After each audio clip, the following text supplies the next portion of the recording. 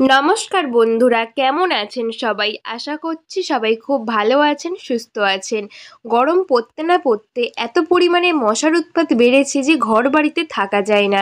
বাচ্চারা পড়াশোনা করতে বসলে সন্ধ্যের টাইমে ভীষণ পরিমাণে মশার উৎপাত হয়েছে।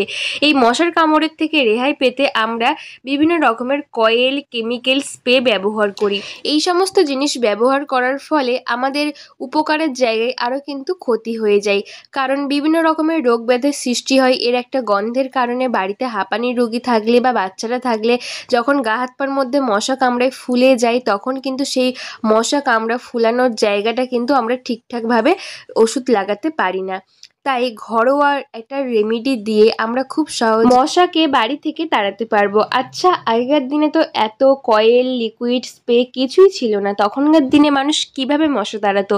নিশ্চয়ই ঘরোয়া কোনো পদ্ধতি অ্যাপ্লাই করে। তাই আজকে ঘরোয়াভাবে মশা তাড়ানোর একটি পদ্ধতি দেখাবো, যেটার কারণে মশা শুধু যাবে না, তার সঙ্গে গরমের সময় যে পিঁপড়ের উৎপাত হয় বা আরশোলা, পিঁপড়ে, টিকটিকি সমস্ত কিছু দূর হবে।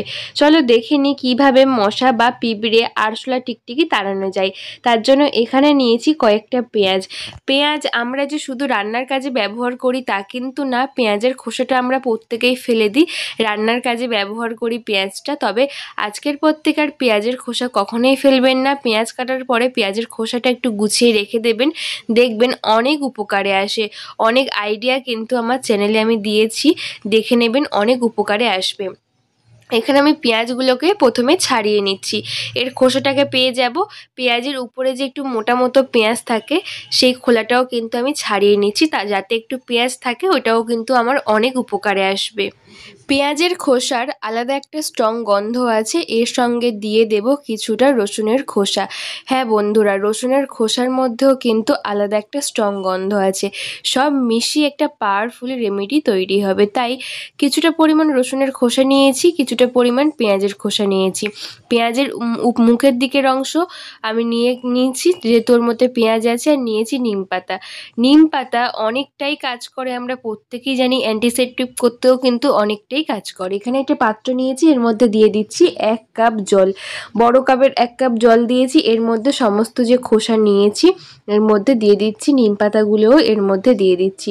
সমস্ত কিছু দিয়ে গ্যাসের ওভেনে বসিয়ে দেব, দিয়ে একটু ফুটিয়ে নেব।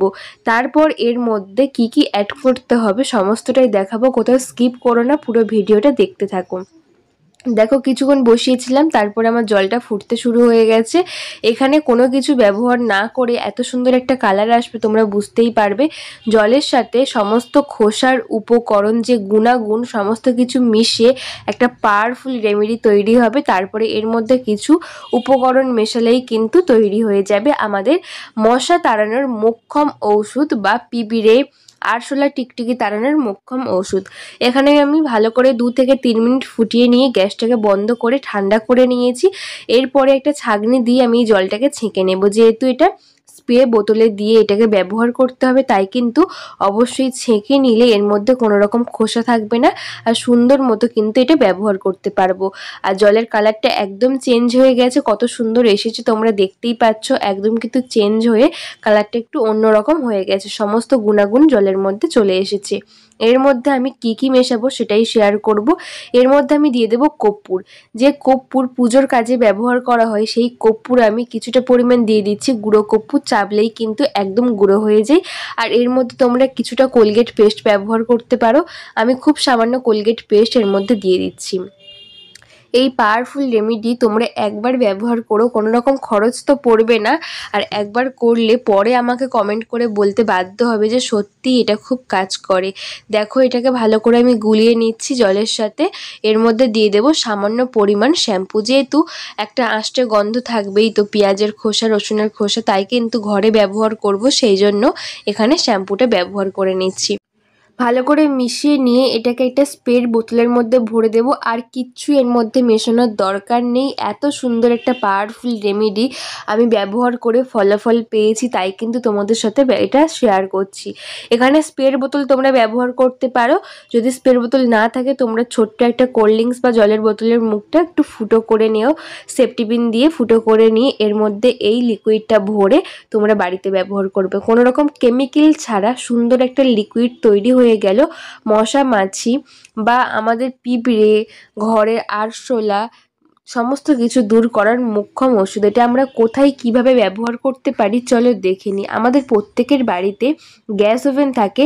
এত পরিমাণে গ্যাস ওভেনটা মোছার পরে এত পরিমাণে মশার উৎপাত বা আমাদের পিঁপড়ে চলে আসে গ্যাস ওভেনের আশেপাশে। পিঁপড়ের জন্যই কিন্তু মশা আসে, মশার জন্যই কিন্তু টিকটিকি চলে আসে। তাই গ্যাস ওভেনের উপর একটুখানি ছড়িয়ে দিয়ে তারপরে কিছুক্ষণ পরে একটু মুছে নিলে এর একটা স্ট্রং গন্ধের কারণে কিন্তু কোনো রকম মশা আসবে না। পিঁপড়ের যে আনাগোনা হয়, প্রচুর পরিমাণে পিঁপড়ে থাকে, সেই পিঁপড়েটাও আসবে না। এখানে আমাদের যে দেয়ালের মধ্যে পিঁপড়ের একটা লাইন যেতেই থাকে। গরমকালে এই সমস্যাটা হয়, মাঝে মধ্যে বাচ্চারা এই লাইনের মধ্যে হাত দিলে পিঁপড়ের কামড় খায়। সেই দেয়ালের মধ্যে আমি টাইলসের মধ্যে দিয়ে দিলাম, গ্যাস ওভেনের উপরেও দিয়ে দিলাম, দিয়ে ভালো করে কিন্তু মুছে নিচ্ছি। সমস্ত জায়গায় কিন্তু এইভাবে আমি স্প্রেটা করে মুছে নেব। দেখবে এই সমস্যা থেকে রেহাই পাবে। মশা তো এর গন্ধের কারণে একদমই আসবে না, পালিয়ে যাবে। আমি দেয়ালের মধ্যে দিয়ে দিলাম। বিশেষ করে পর্দার ভিতরে কিন্তু এইভাবে মশা লুকিয়ে থাকে দিনের বেলা। ঘরের পর্দা বা জানলার পর্দার ভিতরে কিন্তু দরজার পর্দার ভিতরে মশা লুকিয়ে থাকে। সন্ধ্যের টাইমে বের হয়ে বাচ্চা থেকে বড় প্রত্যেকেরই কামড় দিয়ে ফুলিয়ে তোলে। এই পর্দার পিছনেও দিয়ে দিলাম। আমাদের যে ফ্রিজ থাকে, ফ্রিজের পিছনটাও কিন্তু একটু অন্ধকার থাকে। ফ্রিজের পিছনেও কিন্তু প্রচুর পরিমাণে টিকটিকি, মশার উৎপাত হয়। সমস্ত জায়গায় কিন্তু দিয়ে দিতে হবে স্প্রেটা। এইভাবে কিন্তু বেসিনের নিচে বা যেখানে টিভির উপরে যেখানে লাইট থাকে, বিশেষ করে সেই লাইটের জায়গায়ও কিন্তু প্রচুর পরিমাণে মশা বা টিকটিকির আনাগোনা হয়, যেটা একদমই সহ্য করা যায় না। বা আমাদের যেখানে খাবার দাবার থাকে, বিস্কুটের কৌটো, চিনির কৌটো, সেই সমস্ত জায়গায় এত পরিমাণে পিঁপড়ের উৎপাত হয়, পিঁপড়ের একটা লাইন থাকে। আমি এখানে কিন্তু লাইভ প্রমাণ দিচ্ছি। এখানে মশলার কৌটোর আশেপাশে দেখতেই পাচ্ছ পিঁপড়ের একটা লাইন যাচ্ছে। গরম পড়েছে সবে, এখন থেকেই কিন্তু এই জ্বালা পিঁমড়ে, লাল পিঁমড়ে, কালো পিঁমড়ের একটা লাইন যায়, সেখানেও একটু দিয়ে দিলাম, যাতে এই পিঁপড়েগুলো এর স্ট্রং গন্ধের কারণে আর কখনোই এখানে না আসে। কারণ মশলার মধ্যে কোনো একটা মশলার মধ্যে কখন যে ঢুকছে আমরা বুঝতে পারছি না, পরে কিন্তু টের পাবো। এইভাবে কিন্তু সমস্ত ঘরবাড়ির মধ্যে আমি এই স্প্রেটা ভালো করে স্প্রে করে দিচ্ছি। বিশেষ করে জানলার মধ্যে, আমাদের প্রত্যেকের এই জানলাটার মধ্যে দেখা যায় এত পরিমাণে পিঁপড়ে যায় বা এখান দিয়ে মশা আসে, সেই কারণে কিন্তু জানলার মধ্যে দিয়ে দিলাম। কিচেনের জানলা বন্ধ করা যায় না ধোঁয়া পাস হওয়ার জন্য, এই লাইটের জায়গায়ও দিয়ে দিতে হবে। প্রত্যেকটা জায়গায় ভালো করে দিয়ে দিচ্ছি। তো বন্ধুরা, আজকের আমার এই আইডিয়াটি আপনাদের কেমন লাগলে একটা কমেন্ট করে বলবেন। ভালো লাগলে লাইক, কমেন্ট, শেয়ার করে পাশে থাকবেন, আর বন্ধুদের কাছে একটু শেয়ার করে দেবেন যাতে সবার একটু উপকারে আসে। তো আজকে আমার ছোট্ট রিকোয়েস্ট, আজকের আমার ভিডিও আপনারা কে কোন জায়গা থেকে দেখছেন বন্ধুরা একটা কমেন্ট করে বলবেন। আমার খুব ভালো লাগবে যে আমার ভিডিও কত দূর যাচ্ছে, কে কে দেখছেন। দেখুন আমি সমস্ত জায়গায় দরজার কোণার দিকে এত পরিমাণে মশার আনাগোনা হয়, এই সমস্ত জায়গায় কিন্তু আমি স্প্রে করে দিচ্ছি। যেখানে যেখানে পিঁপড়ে থাকে, মশা, সেই সমস্ত জায়গায় কিন্তু দেখবেন টিকটিকির আনাগোনা হয়। তাই কিন্তু আমাদের সমস্ত জায়গায় এই স্প্রেটা করতে হবে, আর আমাদের ঘর বাড়িকে একটু পরিষ্কার রাখতে হবে।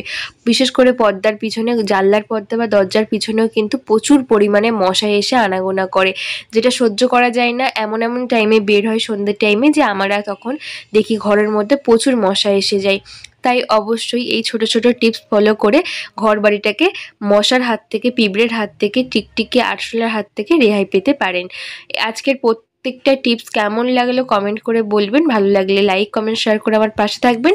সবাই ভালো থাকবেন, দেখা হবে নতুন ভিডিওতে। টাটা বন্ধুরা।